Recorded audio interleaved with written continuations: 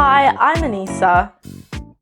And I'm Sophie Hannah, and I want to welcome you to episode 33 of Ethnically Speaking, the show where we discuss everything affecting the UK's highly melanated communities, from current affairs to pop culture and everything in between. Now, you know we've been on the hunt for some fresh faces to join us right here each and every week. And if you think that you are up for that challenge, be sure to click the link in our description for more details and get your applications in as soon as possible, because the deadline is January 31st, which is only a few days away.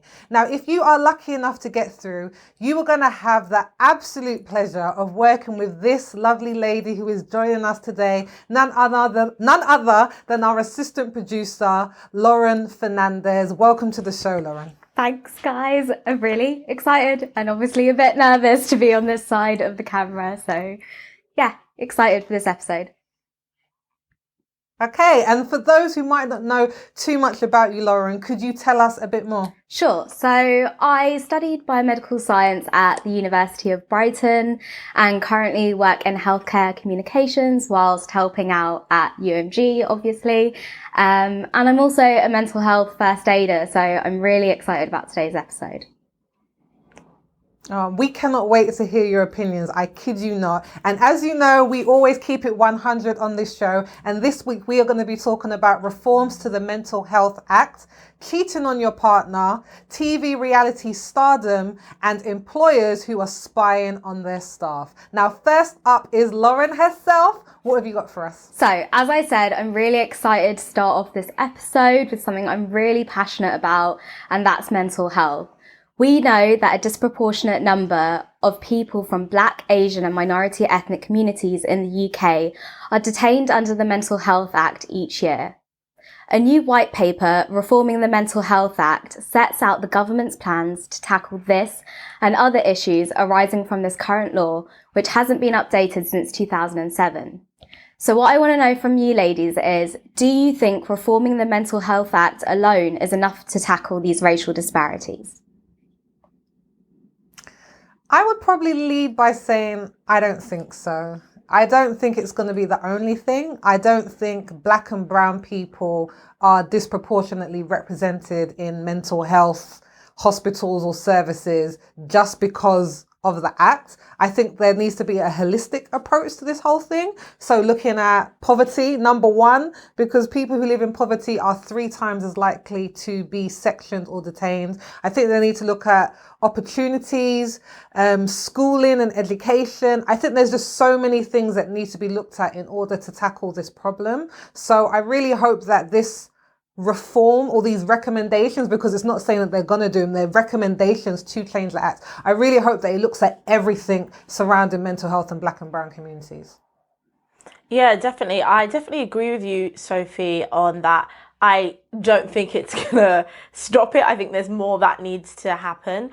I'm thankful for the recommendations because I think it at least gives some sort of acknowledgement that things haven't been right for people of colour in the communities and how we relate to mental health. So I like the recommendations. However, it's not enough. And I think I was reading one of the articles and a professor, I can't remember his first name and his surname, I feel like I'm butchering it. I want to say Bowie.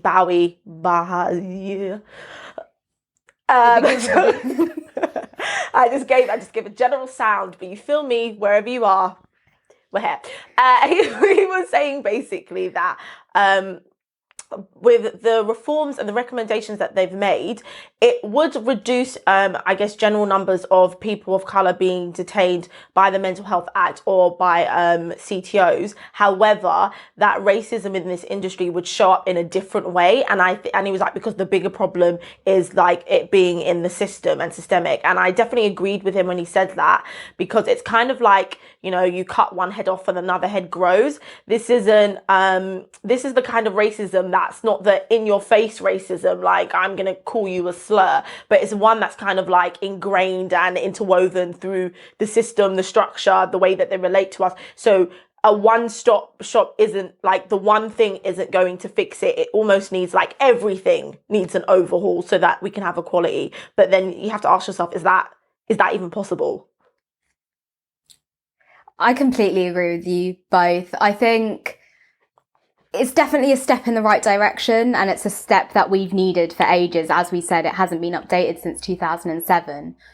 But is it enough? No. I think we've got to look at the reasons why people in these communities are getting to the stage that they need to get detained. We need to go right back to the start. We need to improve access to the right therapies and the right supports to these people. I think we've seen over the last over a year now that there just aren't the right sort of support set up for people in Black, Asian, minority ethnic communities. When I am like feeling low and want to talk to someone about it, I want to talk to someone who looks like me. I want to see these people in places that I can access them. And I think as someone who, you know, I live a very sheltered life. I live in a lifestyle that can support me to like find these people, but there are people out there from these communities that often can't. And I think that's somewhere that we really need to focus on and start. Secondly, I don't know if you guys remember, but there was a man called Kevin Clark who died in 2018.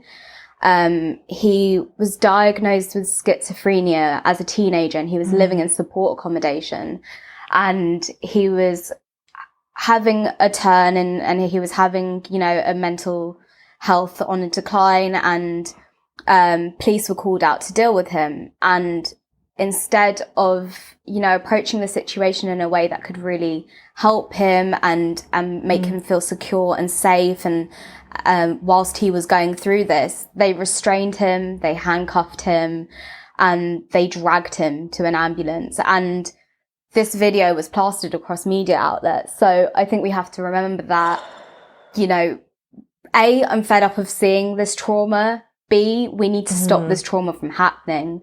We need people in positions of power like this trained to deal with these situations. And I don't see that anywhere in the white paper. I don't see that in their attempt at reforming the Mental Health Act. You've got people on the front line who aren't equipped to deal with these problems. And yeah, I think this needs to be more of a holistic approach, like Sophie said. And I think it's so interesting what you're saying. Like, it hasn't been updated since 2007, but it's been in place for what, 40 years in general, I think. And I laugh because it's so ironic and ridiculous, the fact that we've been knowing that Black and brown people have been detained disproportionately, illegally, wrongly for decades. For decades, this has been happening. And now when they're like, oh, we want to address it, people are like, yeah, but this has been happening and you've been turning a blind eye to it. And people who are being detained who aren't even suffering from mental health issues, like people who have autism or learning disabilities, and that has also been grounds for somebody to be detained. So I think it is a long time coming, and I think, as Anissa said, they definitely get props for wanting to do something about it, but the way that they're currently looking to do it is a bit, it makes you wonder if there's going to be lasting change, because I think one of the reforms is that more work is going to be given to people who are already dealing with this on the front line. And we're like, well, actually, you need to be putting in the infrastructure and the financing to make sure that people can deal with the additional paperwork that's going to come with making sure processes are done better. And at the moment, the government's saying, you know, they're going to do their best, and when funding, or if funding, or they'll try and see if funding can become available. And with that sort of talk, it's like, it makes you worried about how long it's going to take to actually see change. Yeah, it definitely does. And even just like, I was listening to you, Sophie, and just really thinking about it, because when you touched on a lot of people also being wrongfully detained, and simply for things like learning disabilities and autism, it's kind of just like that. For me, like, Black and brown communities already have a lot of trauma, just general, okay, whether it's generationally, day to day, anything, like, we pick up and carry lots of trauma. It's just what we have. And mental health in these Black and brown communities have been stigmatized, and so we already go through it, I guess, amongst ourselves. And then if the professionals can't even either diagnose us the right way or mistreat us when we're trying to get help, it just makes it feel very disheartening. Like, I can't explain it. Like, just listening to that, it just makes me feel really disheartened. Like, how can we have change? We need more funding, and we also need more mental health services readily available, but the right ones readily available for the people in the Black and brown communities. But it's always kind of like the whole money thing, like, oh, will you get funding? Won't you get funding? And most of the detainees I was reading, where it was the highest amount of detainees, are in deprived areas. So for me, it's already like those areas have already kind of been abandoned a bit because they're lacking funding in so many other places, just generally outside of health services. So I feel like the always saying like their government, but I feel like the government does need to put more weight on these areas. Not saying that everyone shouldn't have the privilege of mental health services, but I think there needs to be an emphasis for people in these communities, like the right ones. I completely agree with you. I think it will be so long until we see results from these changes and see what actually comes from this, because they're throwing money at it and they're saying that, we're going to give people in these situations more autonomy over their treatment, but the waiting list to even get treatment is absurd. Are you even going to get the right treatment once you get there? I just don't see, I just really struggle to see how they're going to make the changes that are needed by the time that it needs to be done. It's so true. Like, I have an eating disorder, which is classed as a mental health disorder. And when I've gone to the NHS looking for support or help, like, I've got some really great help from the NHS. I do want to say that. And there are people there that care. There is just a big lack of underfunding. But they told me it can be 3 to 6 months before anyone sees you. So if you're waiting to go and get help when you're going through a crisis, because most people don't go to the doctors when they're feeling well. They go when they're feeling down or upset or something's broken. And if people are going in a time of need and then they're put on a very long waiting list for mental health support, you can see how things kind of get out of control and how people can be left in the lurch, and then someone's waiting months to get help, and then suddenly you're detaining them because they have an episode. It's like, what did we expect was going to happen? So, yeah, it's a lot. It's definitely a lot. And I think there's also a bit of a fear, like just even touching on from Lauren's story about the young man who, sorry, just the story has bleeped in my head, but obviously they killed him, right? Am I right? Just remember? Yeah, he later died in hospital in police custody. Yes. Yeah. It just reminds me of a story that I heard last week about, this was in America, mind you. However, I feel like, Black and brown communities everywhere are always, suffering in some sort of instance, about a pastor. He was having an episode at one of his family members' house, so they called the police to get some sort of mental health services or whatever to come and help him. However, the people that they sent weren't trained in mental health, and so when they got there, he was having his episode, and then they just shot and killed him. And it's just this idea of people not knowing how to manage when Black or brown people have these are having mental health issues, and it just shows you it's not even just like a UK thing. I think it's like a global issue. Yeah, I saw in like Community Care magazine, they had some really great information on this, but one of them was saying, until we tackle racism in society, the recommendations aren't going to do much, because we're still going to be in a racist society. And when we leave anti-racism drives and initiatives and agendas down to charities and ad hoc, and not saying actually as a government, this is going to be part of our agenda because it needs to be tackled in order to help communities, we're still going to be dealing with a small fish in a big pond, if that makes sense. I 100% agree. I think there's amazing places out there that support communities like this, especially Black Minds Matter. They are doing so much at the moment to make sure that access is out there and readily available, and that you have the support. I think, reach out to the people around you. Make sure you have good, strong relationships, and you have people that you can turn to when you are in a time of need. So, speaking about relationships and having great support around you, Recently, former Destiny's Child singer and actress LaToya Luckett has announced that she's going to be divorcing her husband of 3 years, Tomicus Walker. Allegedly, a tape involving Walker and an Instagram model having sex has been leaked to media outlets. So, I want to get your thoughts, ladies. Do you think cheating in a relationship is a deal breaker?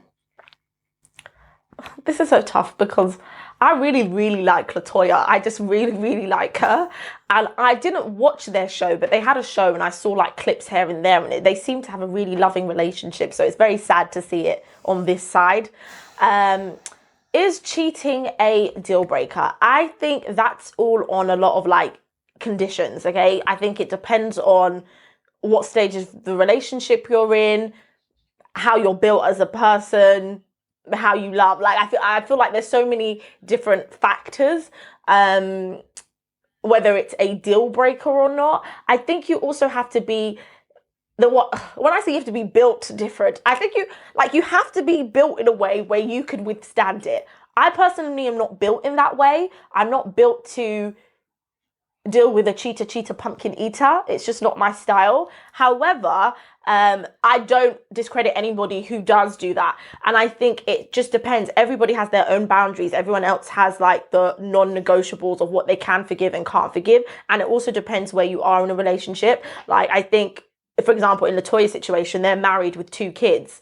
So whether the cheating was the deal breaker or there was cheating plus a lot of other things which broke the deal, it depends. And I guess if I was married with kids, I don't know if walking away from cheating would be so easy. I don't know if the cheating would be enough for me to leave, but then I could see how it could be enough for me to leave. So that's why I'm like, I'm probably not the best person. All in all, I'm not built that way. It's not for me. And I'll leave it at that. So yes, it's a deal breaker. Sorry, I wish the question had been, do we think that Tommy had done it? But that's not the question. I guess for me, let me be honest. In dating, 100% I'd have said, no, I'm not sticking with the cheater. Like, there's nothing that I'm going to be that invested in as somebody who hasn't committed myself to you that I can't walk away. Like, I know for myself, I was never looking to get pregnant by any guy who I was just dating, live with the guy that I was just dating, like buy a house with the guy I was just dating. So for me, there wouldn't have been those ties where I have to really, really think, what am I going to lose apart from having a broken heart, and the time that we spent together. In marriage, I think I look at it slightly different. And I think that if either of us cheated, for me, it wouldn't be a deal breaker if it happened like one time. If both of us said that we wanted to work on it and get help and to salvage our marriage, because any relationship takes 2 people. If the cheating was actually, I want to walk away, the marriage is done. But if it's like someone sorry and like, we actually want to work on this, then I would give it one try, because the vows that I took in marriage were very, very serious to me. And I feel like we make cheating out to be the only thing that someone can do, the only thing that someone can do in like a marriage, to say it's no holds bars. But I'm like, I took a whole bunch of vows, and there's various ways that trust can be broken and a relationship can disintegrate. And if I would try with those, I would try at least once with cheating. If it happened more than once, it's done. But once in marriage, I think I would. But that's kind of funny, because my husband was like, if I cheated, he's like, nah, you're right. Jonathan was like, bye. Yeah, take from that what you will. I don't know. I feel like it's hard now that I've heard Sophie's point of view, because you're married, you've got this experience, and I'm nowhere near ready for any of that yet. But girl, your opinion is your opinion. We want to hear it. For me, it's a no. Like, you cheat, I'm done. You're out. I can't deal with you anymore. The trust is broken. I would find it personally really hard to come back from you cheating on me. But again, it's different strokes for different blokes. Like, you've got to do what works for you. I think the most important thing is your partner understanding what your boundaries are and where that's set, where you lie with them. like my partner knows that cheating would be like a massive no for me, and I don't personally think that we could come back from that, because I don't understand, and I've never had to, luckily, a way to rebuild trust after something that is so, so harmful to a relationship. Latoya's married and she has a family with this man, and I think that makes it even worse almost, because you have more at stake, you have more to lose. And for me, it would also be a deal breaker if I was in her situation. But I do understand Anissa's point of, like, she's got a family to maintain and a family to support, and she's got these kids that she wants to provide that full family life to. But yeah, I think, long story short, guys, cheating's a massive deal breaker for me. I just couldn't do it. But Lauren, you know what you've said, like an amalgamation of what you and Sophie have said is also like a reason why I feel like I can't be for it. Because if I've had these kids for you and we've taken these vows and we're both taking these vows so seriously, I can't even comprehend why you would even step outside of it. Like, my mind can't make sense of it. And so for that reason, I feel like, not that I guess I'm almost on the other side of the coin, where I feel like I could probably be more understanding or more willing to try to repair the relationship if it was when we were just dating versus when we were married, because I feel like the marriage is the ultimate commitment. So if at that level you've decided to do this to me, then it's like you're capable of anything, really, because it's not just the cheating. It comes with the lies, it comes with the deception. I just absolutely could not. At dating, maybe I'd be more willing, but I think this is why I say you have to be built for it. You have to be wanting to try for your relationship and really wanting to fight for it. I personally don't believe I'm that person. So that's why I say I'm not built for it. But then what also weighs on my mind is it also depends on what kind of cheating. Because Tommy obviously is being accused of physical cheating, but you've got this hot... Allegedly. Yeah, that's why I said did the quotation marks, because I don't know Tommy. For our podcast listeners. Yeah. Yes, there's quotation marks all over the place, listeners, because I don't know Tommy. But would it make a difference for you if it was physical cheating versus emotional cheating? No, straight up, no. It's cheating for me. There's no difference. The moment you enter the mindset where you want to act that way with another woman, it's cheating. Like, there is no two ways, there's no grey area. You're entering a mindset where you have now cheated on me. You look at another woman, just don't, like, you can look, you can think. The moment you act upon it, that's it for me. I don't think there's a difference. Do you know what, this is really interesting, guys, because do you think that cheating is something that happens like spur of the moment? Because I think that's the way that we're talking about it. Because I think 100% there are some whatless guys out there who, or women as well. Let me not differentiate. There are whatless people out there who are gonna be cheating just because they want the thrill of the chase. But do you think that's always the case? Because I think, from a marriage perspective, and I am not no connoisseur of marriage, I haven't been doing it for that long, and it's my first marriage and my only one, hopefully, but like, I think a lot of people who I know who have moved past infidelity, I know friends who have done it, and I know, obviously we know Beyonce and Jay-Z moved past it. Like, it's not just the fact that someone has gone out and slept with someone because they saw someone and found them attractive. Sometimes it's actually a consequence of some things that might be going on in the relationship, some things that might be lacking. And that's not me saying that both people are at fault, because as Lauren said, somebody has gone out and made a decision, but sometimes it's because there is something that needs to be worked on, or people have drifted, or I think with David Beckham, when he allegedly cheated, like, his wife was working a lot of the time, he had said something, there was like, yeah, do you get what I mean? Like, sometimes there's something else going on. It's not always, yes, I saw someone and I just wanted them sexually. Because I think for me, it doesn't work like that. if you've been with someone for a long time, because you've been single and you've been faithful for a long period of time. So it's not the fact that there was someone who just enticed you more than your partner, because you're always going to be attracted to people.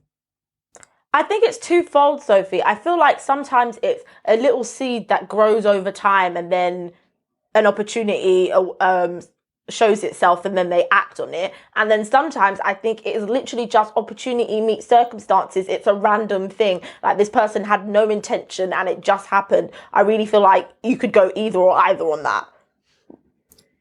It's 100% dependent on the situation, because there's so many people that have cheated in the world over multiple years. And sometimes it's just, a drunken night out, a drunken kiss, intoxication has occurred.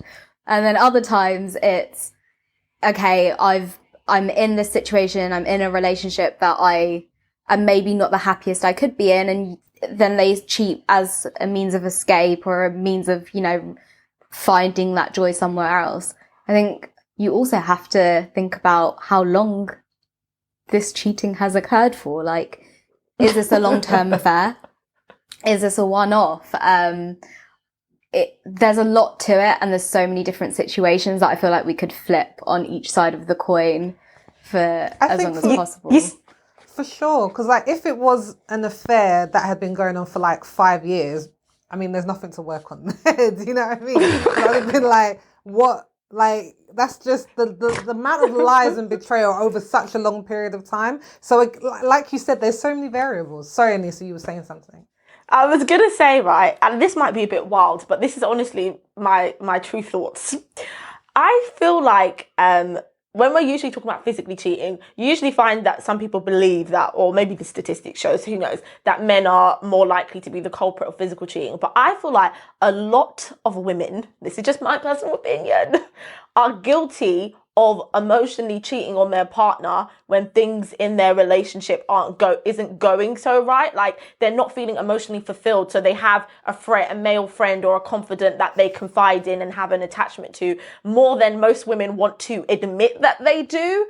Because they haven't crossed a physical barrier, they almost like just to disguise it as, oh my gosh, that's my friend, but there's almost a secret layer there. So I want to know your thoughts about that. That's just a random thought that I kind of hold on to.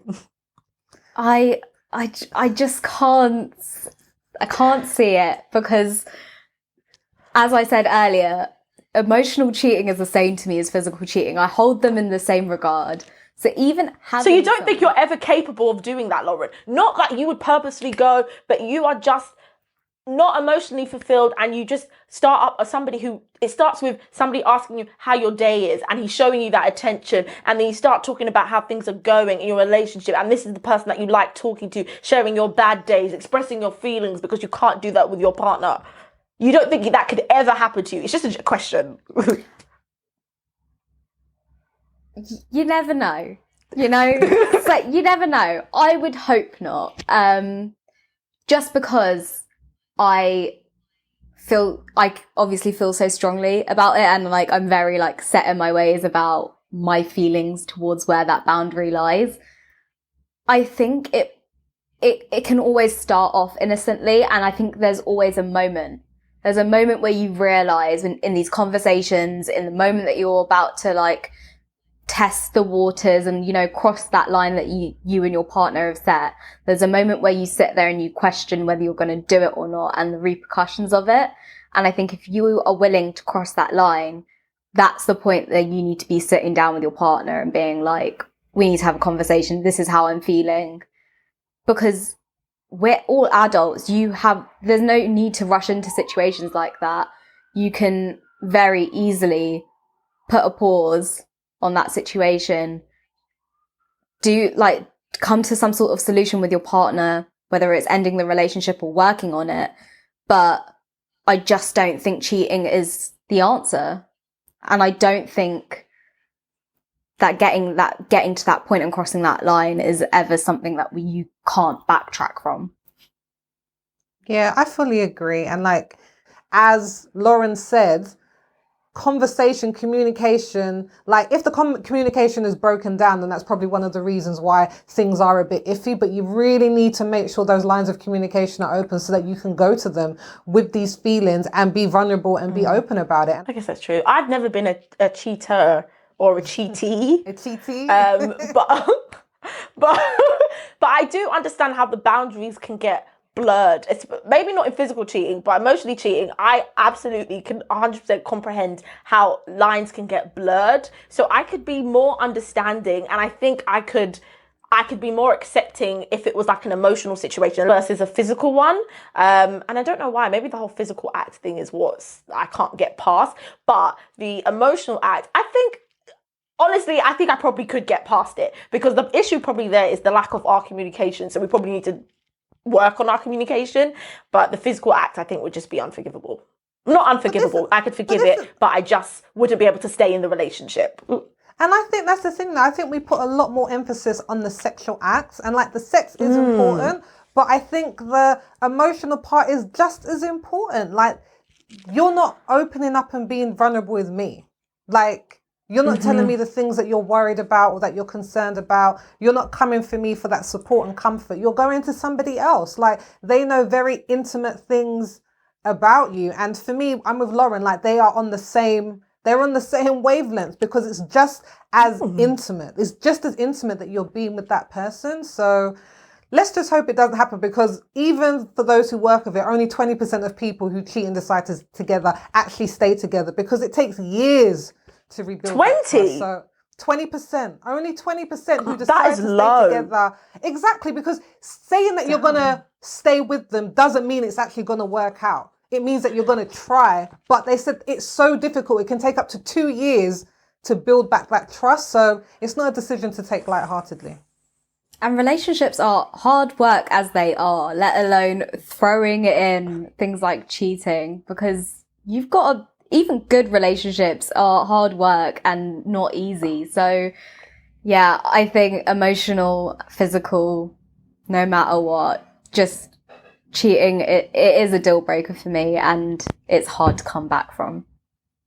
Just don't do it. So you heard it first, guys. Don't do it. Well, we've reached the halfway point of our show. So if you're watching this on YouTube, don't forget to give us a thumbs up and also subscribe and hit that notification bell so you don't miss a thing. So far we've spoken about tackling the racial disparities in mental health, and we've also spoken about whether cheating is a deal breaker. Now I want to talk about a few deal makers, and that is keeping up with the Kardashians. So keeping up with the Kardashians made the Kardashian-Jenner clan a household name, and also created a platform for the family to launch their own billion-dollar businesses. With the show coming to its 20th and final season, it isn't the only reality show to help launch a career or two. So with the UK favourites such as Love Island, The Apprentice, The Only Way is Essex and Made in Chelsea to thank for some of the most successful media personalities and business owners. So is joining a reality TV show a legitimate strategy for launching a business or a career in media? To me, it really depends on two things. What sort of career you want to have in the media, and what sort of reality show you want to go on. Because I think if you want to be taken seriously, like if you really want to get into the media and you want to,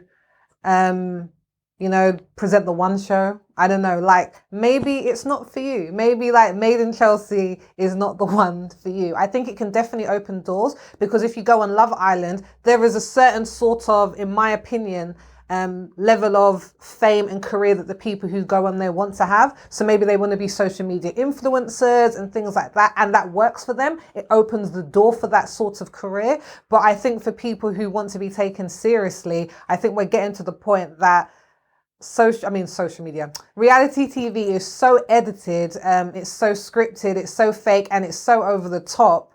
It really is going to be something that's going to be more of a detriment to your career if you want to be taken seriously.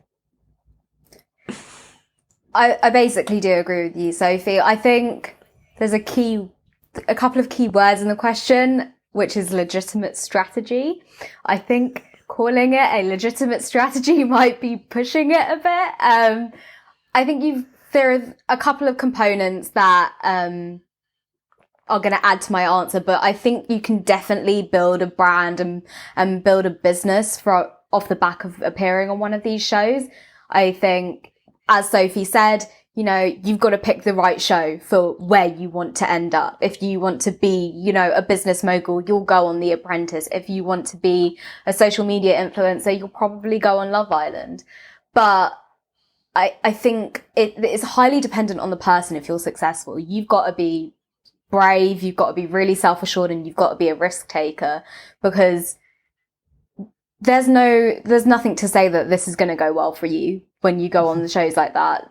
Love Island has produced so many seasons, and how many people do we actually remember and are doing well from them? I think the second variable to them doing well and businesses and brands taking off is also left in the hands of the producers. You don't know what the edit's going to look like when it comes out. You go into things like The Apprentice and Love Island and you don't see what's being put out to the world. You won't see it for weeks. So you've got to put a lot of trust in the people that are making the show that you're on. And then also, it's down to what the audience are going to like. If they're going to like you, are you someone who's likable? Do you have a good personal brand? And those are all things you have to weigh up before going onto a show like that. Whether it will lead you to business and success and, money and fame and all the things that people want when they appear on these shows, I think it's massively down to luck and what you're going to get out of it. Yeah, I think I agree and disagree with you guys all in the same sentiment. Because as you know, I'm the resident reality TV whore. I watch a lot of it. And, sometimes I don't have any standards. I'm going to put on a couple episodes, see if I feel it out. If it's cheap, if it's trashy, I might watch. If it's good, has a bit more esteem to it, then I might watch that as well. So I don't have any standards really. But I think it can be a legitimate strategy, but I think it's what you guys said. It has to be a couple components. It depends also on what show you go on, and secondly, what you're going on there for, and whether you are already either business minded or driven or have a plan before you go on it. And the reason why I say is because you see a few people that are a bit successful, maybe not so much if I'm thinking about the UK reality stars, but if I'm thinking about like America, I watch a lot of Housewives, and one of the Housewives of New York, she went on to the Housewives. She had like a normal job, but she didn't really have that much money, and she created her brand Skinny Girl. This is Bethany Frankel, if people don't know. And she ended up selling Skinny Girl for $100 million. And this was all because she went on the show, she built her business, she used the show as a vehicle to promote her business, and it did so well. And then she ended up getting her own talk show, and now she has a business career, and obviously she's a talk show host outside of the reality show. And then even when I think about people like Cardi B, she went on Love and Hip Hop, which is like one of the most ratchet reality shows, but she wanted to be a rapper, and she used her time on the show to get her stepping up, and now she's arguably one of the most successful female rappers in the world. I think if you have a plan and an idea and you are driven and focused, then you can use it as a legitimate strategy. The issue is when a lot of people get on these reality TV shows, they get caught up in all the produced fake drama, and so they get distracted, or they just get caught up in the fame and they can't handle it, and so they end up not doing much. So I think it depends on the person. If you have a solid plan and are driven, you can use it as a legitimate strategy. I think something that you said there is so key, Anissa. Well, you weren't saying it, but you were alluding to it, and you talked about it with Cardi and this other woman on Housewife. It also depends on how long you stay on the show. Because if you see the majority of people who have used reality TV as a jumping off point, and again, I'd probably say in America, because over here, usually they have a time frame. So Love Island is like 8 weeks, and everyone really wants to stay on as long as possible, because if you go early, no one really remembers you. But let's say Kim Kardashian, for example, in my opinion, the reason why this is ending is because Kim's career is outgrowing what they want to do with it in keeping up with the Kardashians. Let's remember that this reality show was birthed off of her sex tape with Ray J. And if you look at the early episodes and the companies and the companies that they were building and the brands and the events that they were going to, even the way that they looked, it was much more at the lower end of the reality TV show market. But Kanye changed her career completely. No, seriously, like Kanye was taken seriously in the business world, in the music world, in the fashion industry. And when he got with Kim, he gave her a level of kudos that she never had. And it just revitalized her career. Now top brands wanting to work with her. She got onto the front of Vogue magazine and now she's training to be a lawyer. She's gone to the president and argued for people to get out of prison. She is now doing Skims, which is taking off. Like now she's at the point where I think the show would do much more damage to her brand because it has to be scripted, because they want to see Kim crying and falling over the place and acting crazy. I think now it's like, actually the places that I'm going, I can't support that image and now I need to leave it. And I think it's the same with Cardi B and people like Mark Wright who left Towie. He was just like, I could see the way I was being portrayed and I had to leave it so that you had the career that you were trying to go for. If you're one of those people that stays on it to the end, to the end, to the end, it's just going to be ramped up and get worse and worse and worse to the point where I think your opportunities are going to be left in the dust. I agree, Sophie. It's about timing. Also, hashtag Kanye. Let's just get that, bring that back up, revitalize that. She's now outgrown Kanye. She doesn't even need him anymore. Like Sophie, you kill me every time you say Kanye, honestly. I think you don't understand. Every time you say Kanye, it bloody kills me. Oh yeah, I forgot you guys think his name is Kanye. I forgot that. We don't think. We know his name is Kanye. Like, we know. No, but you are completely right. It is just down to the person who is trying to build their career and build that success. And I think Anissa's also right.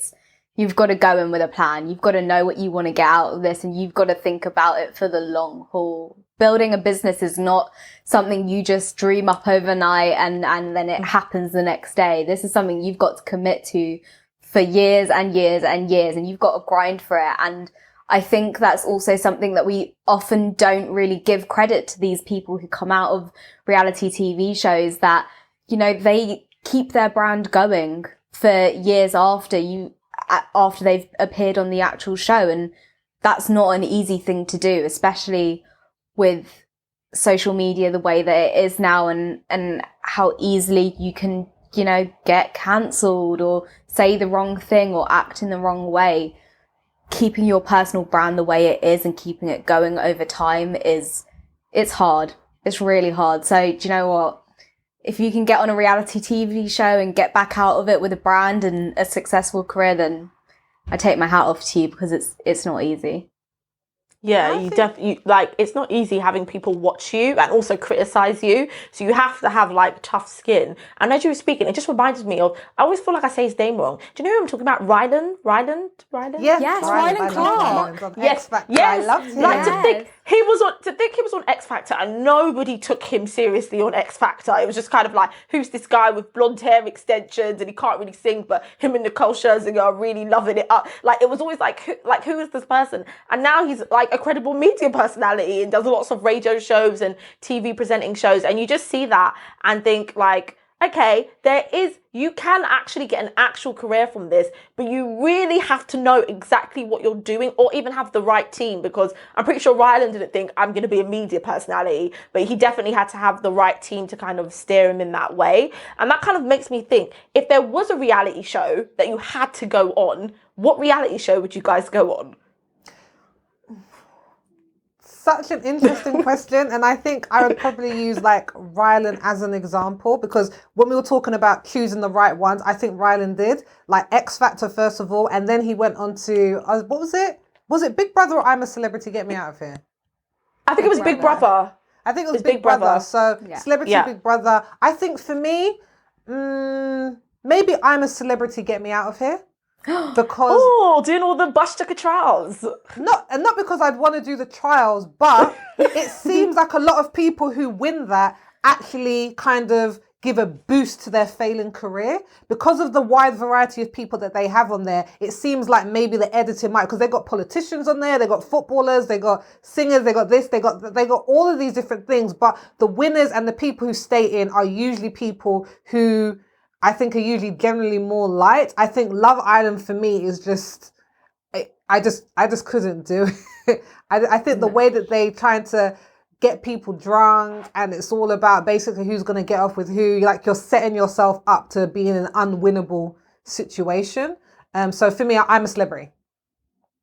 I am a massive, and I cannot make this point enough, a massive I'm a Celebrity fan. So, I never watch it. I never actually watch it, but honestly, there wouldn't have to even be celebrities on there. Just me, Ant and Dec, and a trial. I'd be happy. That'd be a dream come true. So I would love to do I'm a Celeb, but I don't know if because it's very much you have to be a celebrity to get on it. So you've kind of already made your brand, you've made your business. The other one that I would also do if I was a celebrity would be Strictly Come Dancing, just because I love it. I love the glam. I love the glitz. I love to dance. I can dance salsa, so I feel like I'd have a good leg up. But I feel like if I was unknown and didn't have those platforms to get onto a show like that, I mean, the choice is limited here, really, guys. It's Love Island, Big Brother, or I mean, that's it, really. I could try and sneak my way onto Made in Chelsea. I could if I really wanted to. I feel like that would be the one that I would go for, just because I love Chelsea. You get to be surrounded by people that I will probably never meet in my life. So it'd just be a nice, interesting experience. What's that book where they basically bring her out from being a pauper and they make her posh? I can't remember what it's called. I'll link it down in the description below. You can check it out. I was going to say Cinderella. Nice. Me too. I was like, Cinderella? I'll think about it and I'll link it down below. But it's a great book, but it just talks about going from basically not having money to being really eloquent and well spoken and a lady. So I feel like that would be my story if I went on to Made in Chelsea. I think I would definitely do Big Brother for the novelty, just because I grew up watching it as a child. So I'd at least want to be in the Big Brother house and have Davina call my name just to do it. If I wanted to have fun, then I would do a one episode maybe of Come Dine With Me, because I bloody love that show and love watching them as they're eating the food. Oh, I love Come Dine With Me. But in all honesty, if somebody told me they wanted me to go on Love Island, absolutely I would go. For many reasons. One, a free holiday, absolutely yes. I get to be in a bikini all day, every day. Oh my gosh, my absolute dream. I can't even begin to explain. And thirdly, I like meeting new people, so I wouldn't mind. The only issue is I'd have to have my own bed, so I didn't have to sleep with anybody in the same bed as me, and I'd have to have my own bathroom facilities. So I think it would be a lot for me to be on the show. Well, I actually tried out to go on Super Scrimpers years ago, and I got on it, but I decided not to go on it in the end. So, oh, why?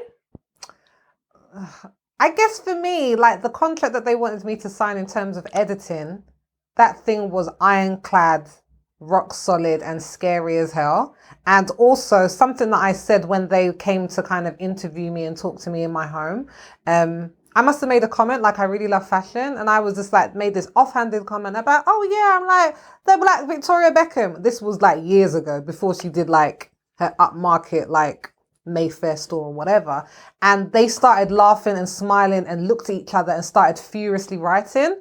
And I was just oh no, that just seems like it's going to be taken really out of context. And it just made me very aware of the point of the producers is to kind of make their show entertaining, and the people are kind of second to that purpose. So yeah, you have to be really careful.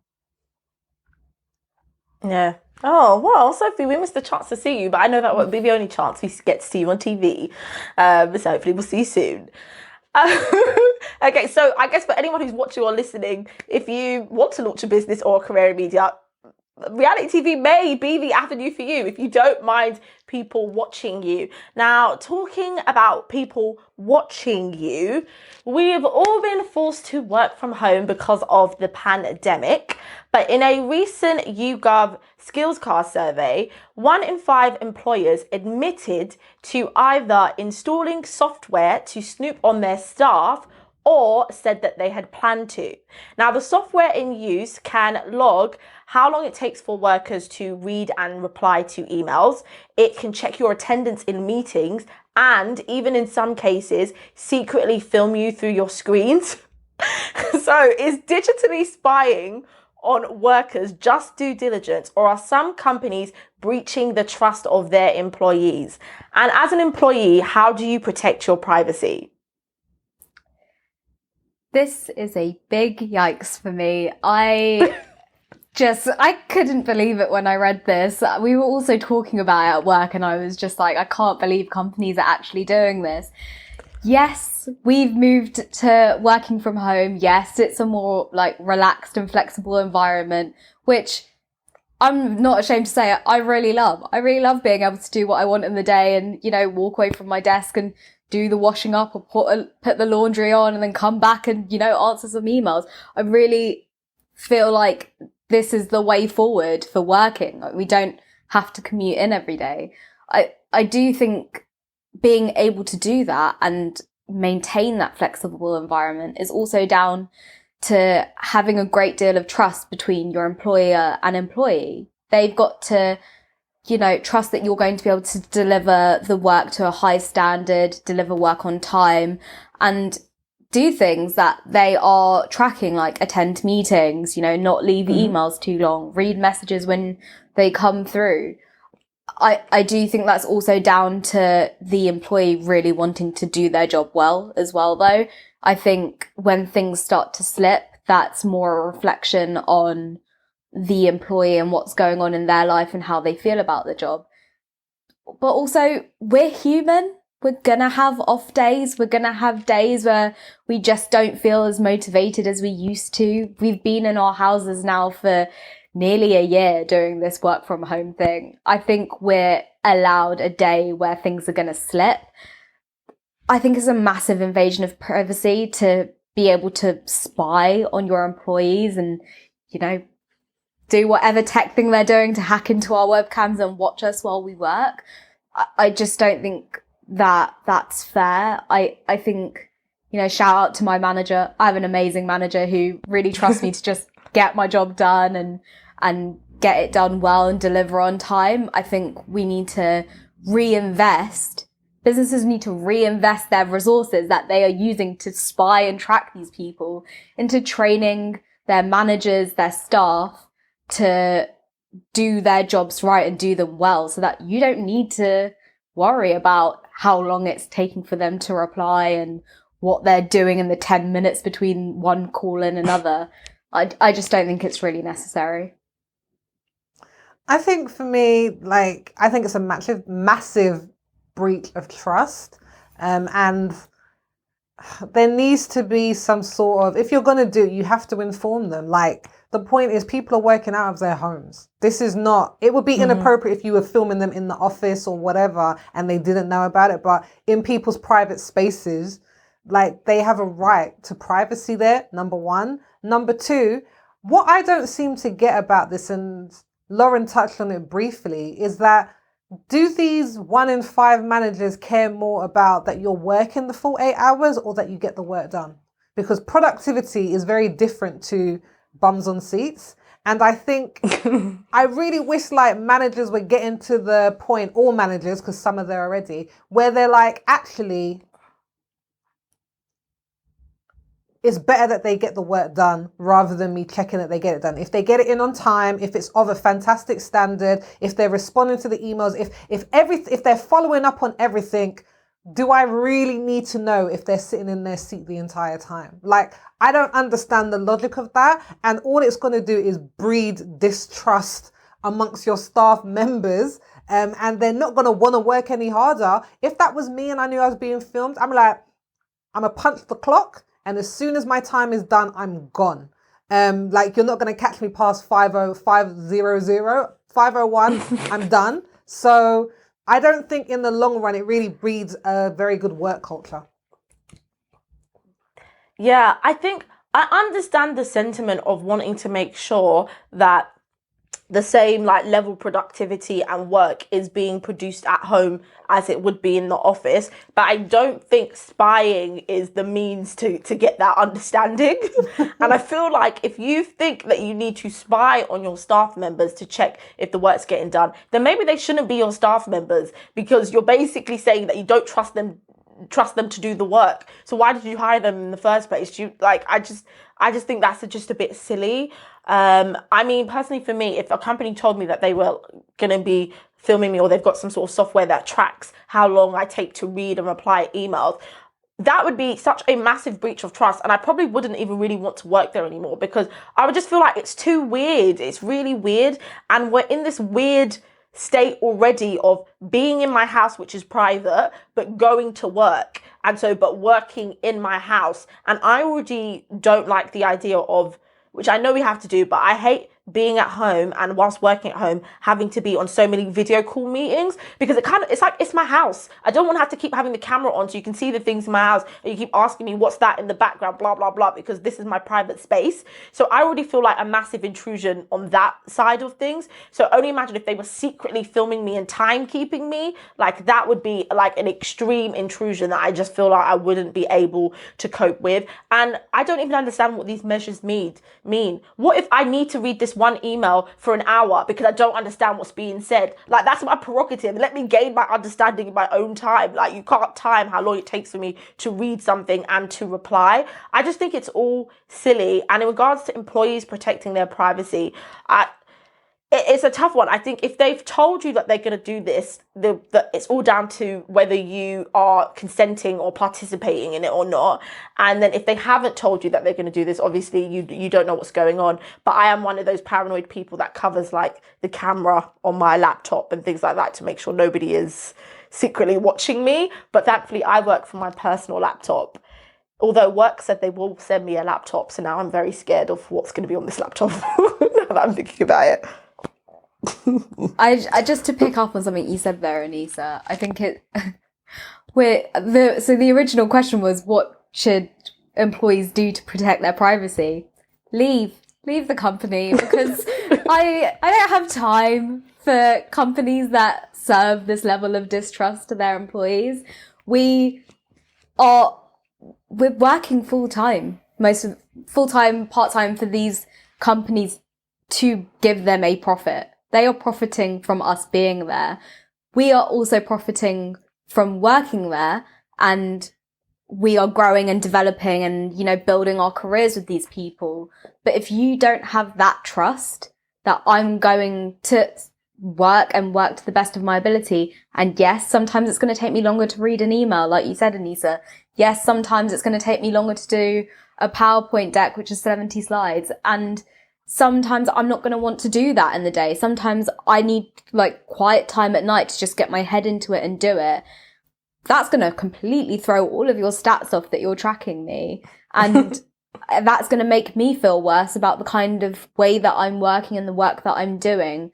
And as Sophie said, over time, that's going to really create quite a toxic company culture that I'm just not going to stay around for. So I think there's definitely a level of communication that's needed. And so if you need to protect your privacy, think about why those conversations are happening and why you're even having to think about that in the first place.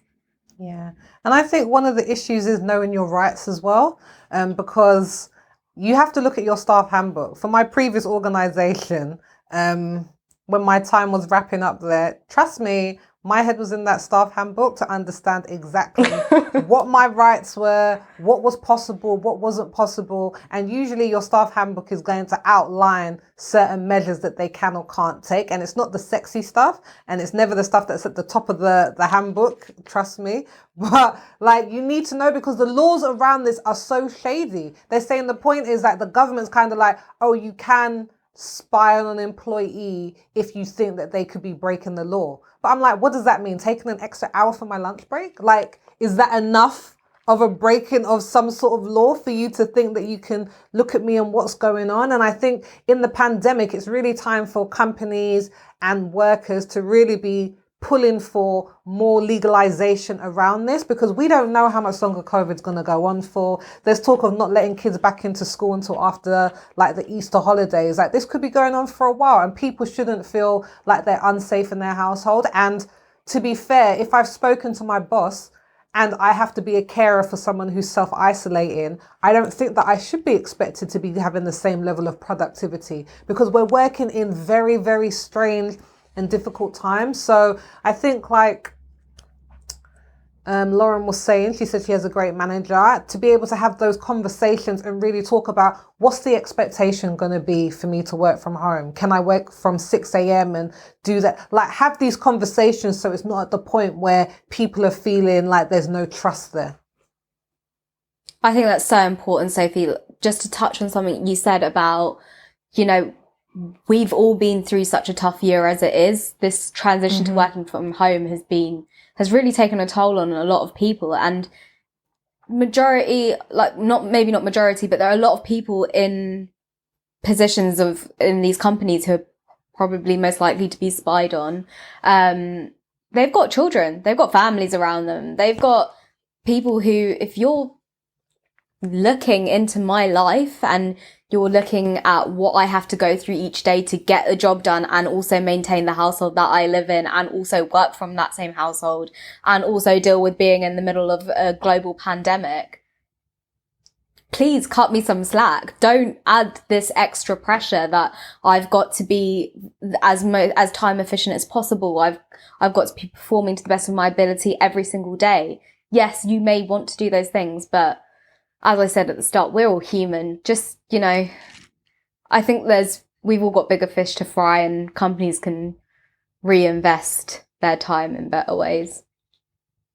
Massively, and I definitely agree with you. And the more that I've kind of sat and thought about it, I just think it's just creepy. Like, why would you need to watch me through the screen? Like, I'm actually just thinking about it. It's just creepy and it's weird. Like, I just don't understand why that would be your go-to option. Like, if you want to know if I'm doing work, you can call me, ask me what I've done today or something like that. But I think there's so much better ways that you could use. And I'm with Sophie, you have to know your rights, because a lot of these policies are put in place to protect the organization or the manager versus you as the employee. So you have to understand your rights and then also be able to set your own boundaries, because otherwise people will take advantage, especially these companies, honey. They like to take a lot of advantage.